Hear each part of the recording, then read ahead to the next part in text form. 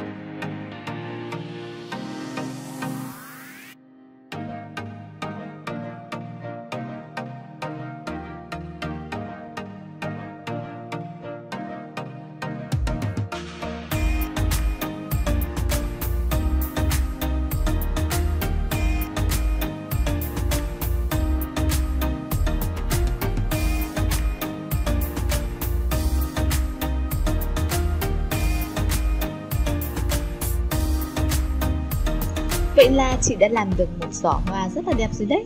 Các em nhớ nhấn like và đăng ký kênh nhé.